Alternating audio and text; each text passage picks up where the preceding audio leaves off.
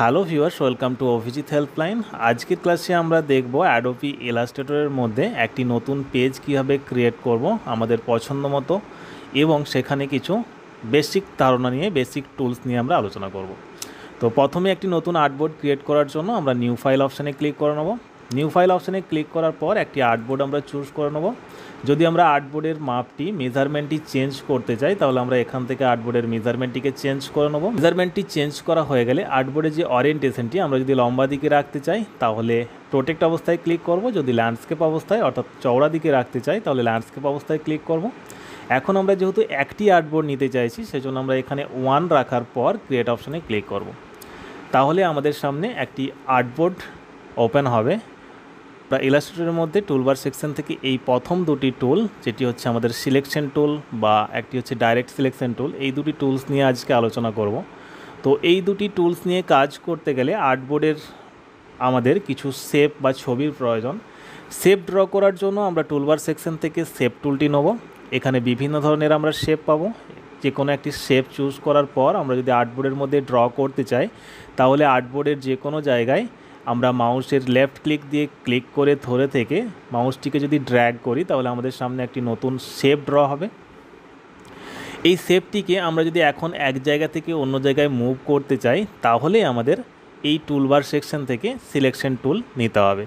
এই selection tool নেওয়ার পর, বা এই টুলটিকে আমাদের মুভ টুলও বলা হয়, এর শর্টকাট হিসাবে আমরা ভি প্রেস করতে পারি। যেমন ধরুন, আমাদের যদি শেপ টুলের মধ্যে যদি শেপ টুলকে সিলেকশন করা থাকে, কিবোর্ড থেকে ভি লেটারের উপর চাপ দিই, তাহলে আমাদের দেখা যাবে যে সিলেকশন টুল বা মুভ টুলটি অ্যাক্টিভ হয়ে গেছে। এখন আমরা এই শেপটিকে এক জায়গা থেকে অন্য জায়গায় মুভ করতে পারবো। শেপের উপরে মাউস পয়েন্টার রেখে ক্লিক করে আমরা যদি এখন মাউসটিকে ড্র্যাগ করি, তাহলে আমাদের শেপটি এক জায়গা থেকে অন্য জায়গায় মুভ হবে। এছাড়াও আমরা যদি এই শেপটিকে এখন বড় অথবা ছোট করতে চাই, তাহলেও আমাদের এই সিলেকশন টুল ব্যবহার করতে হবে। এই সিলেকশন টুল নেওয়ার পর শেপের যে কোনো অ্যাঙ্কার পয়েন্টের উপরে, যে কোনো শো বর্ডারের উপরকে আমরা যদি মাউস নিয়ে যাই, তাহলে মাউসের সাইনটি ঠিক এই অবস্থায় চেঞ্জ হয়ে যাবে। এখন যদি আমরা মাউসের লেফট ক্লিক ধরে থেকে ড্র্যাগ করতে থাকি, তাহলে আমাদের শেপটি বড় বা ছোট যদি করতে চাই, তাহলে আমরা যে কোনো কোণ থেকে, এই শো বর্ডার থেকে, অ্যাঙ্কার পয়েন্ট থেকে আমরা যদি ক্লিক করে ছোট করতে চাই, ছোট করতে পারবো। আমরা শেপটিকে চাইলে পাশাপাশি বড় বা ছোট করতে পারবো। এছাড়াও চাইলে শেপটিকে মুভ করতে পারবো। এখন যদি আমরা আমাদের এই শেপটির সাথে আরও একটি শেপকে ড্র করতে চাই, তাহলে আমরা শেপ টুল নেব। এখান থেকে নতুন একটি শেপ চুজ করব এবং আমাদের আর্টবোর্ডের মধ্যে সেম আগের মতোভাবে ক্লিক করে ড্র্যাগ করব। এখন এই শেপটিকে আবারও আমরা এক সাইড থেকে অন্য সাইডে মুভ করতে চাইলে সিলেকশন টুল নিতে হবে, দেন শেপটিকে আমরা মুভ করব। এখন যদি আমরা এই শেপটিকে চারদিক সমান রেখে ছোট অথবা বড় করতে চাই, তাহলে কিবোর্ড থেকে শিফট প্রেস করে থেকে আমরা যদি শেপটিকে বড় করতে চাই, তাহলে চারদিক সমান থেকে শেপটি বড় হতে থাকবে। আবার কিবোর্ড থেকে শিফট কিকে চেপে রেখে আমরা যদি কোনো একটি কোণ থেকে শেপটিকে ছোট করতে চাই, চারদিক সমান রেখে শেপটি ছোট হতে থাকবে। ঠিক সেম ওয়েতে আমরা যদি রেক্টেঙ্গেল শেপটিকে চারদিক সমান রেখে বড় অথবা ছোট করতে চাই, তাহলে কিবোর্ড থেকে অবশ্যই শিফট কিকে প্রেস করে থাকবো এবং শেপটিকে আমরা মুভ করব। যে কোনো শো বোর্ডের উপরে মাউস নিয়ে যাব এবং মাউস ক্লিক করব এবং ড্র্যাগ করব, তাহলে আমাদের শেপটি চার সাইড থেকে সমানভাবে ছোট অথবা বড় হতে থাকবে। এখন যদি আমরা চাই এই দুটি শেপকে গ্রুপ করে নিতে, যে এখন আমার এটি একটি আলাদা শেপ আর এটি একটি আলাদা শেপ, আমরা যদি এই দুটি শেপকে এখন একটি গ্রুপ করতে চাই, তাহলে অবশ্যই এই সিলেকশন টুল নেব এবং এই দুটি শেপকে একসাথে সিলেকশন করব। সিলেকশন করা হয়ে গেলে আমরা এখন দেখতে পাবো দুটি শেপ আমাদের একসাথে জয়েন হয়ে গেছে। তো আমরা এই শেপটিকে যদি সবসময়ের জন্য গ্রুপ করে রাখতে চাই, এখন যদি আমরা বাইরে ক্লিক করি, শেপ দুটি আবারও ডিসিলেক্ট হয়ে যাবে বা আনগ্রুপ হয়ে যাবে। তো আমরা এই সিলেকশন টুল নেব, দুটি শেপকে একসাথে সিলেকশন করব এবং এই শেপ দুটির মধ্যে যে কোনো জায়গায় রাইট ক্লিক করে আমরা যদি গ্রুপ অপশানে ক্লিক করি, গ্রুপ অপশানে ক্লিক করলে শেপটি সবসময়ের জন্য গ্রুপ হয়ে যাবে।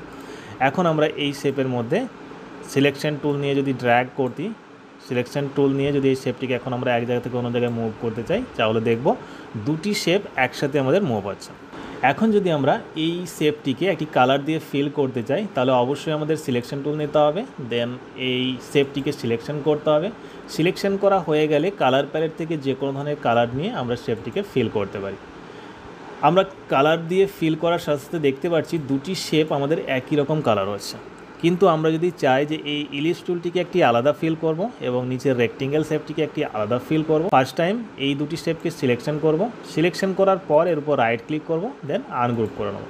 আনগ্রুপ করা হয়ে গেলে এখন আমি এই শেপটিকে সিলেকশন করার পর আমরা নতুন একটি টুল কালার নিয়ে ওই শেপটিকে আলাদাভাবে ফিল করতে পারি, এবং নিচের শেপটিকে সিলেকশন করার পর আমরা আরও একটি আদার্স কালি নিয়ে নিচের শেপটিকে ফিল করতে পারব।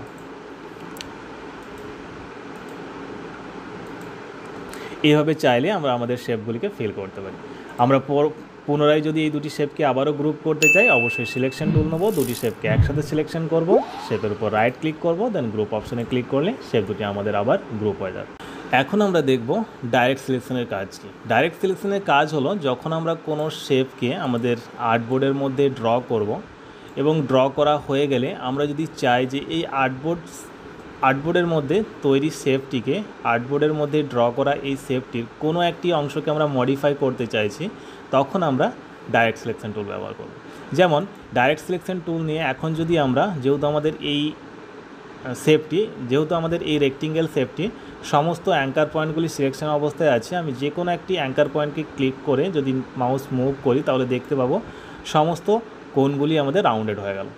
এখন যদি আমরা চাই এই শেপটির কোনো একটি কোণকে আমরা রাউন্ডেড করব, তাহলে আমাদের প্রথমে ডাইরেক্ট সিলেকশন টুল নিতে হবে, দেন সেই কোণটিকে শুধুমাত্র সিলেকশন করতে হবে, দেন তারপর যদি আমরা মাউস ক্লিক করে ড্র্যাগ করি তাহলে আমরা দেখতে পাবো শুধুমাত্র রেক্টেঙ্গেল শেপের ওই কোণটি আমাদের রাউন্ডেড হচ্ছে। আমরা যদি একসাথে এই কোণটি এবং এই কোণটিকে রাউন্ডেড করতে চাই তাহলে আমাদের কি করতে হবে, প্রথমে ডাইরেক্ট সিলেকশন টুল নিতে হবে, দেন এই কোণটি এবং এই কোণটিকে সিলেকশন করতে হবে। তো আমরা যদি এই কোণটিকে সিলেকশন করে তারপর মাউস দিয়ে আবার এই কোণটিকে সিলেকশন করার চেষ্টা করি তাহলে আমরা দেখতে পাবো আগের সিলেকশন করা কোণটি আমাদের ডিসিলেক্ট হয়ে যাচ্ছে।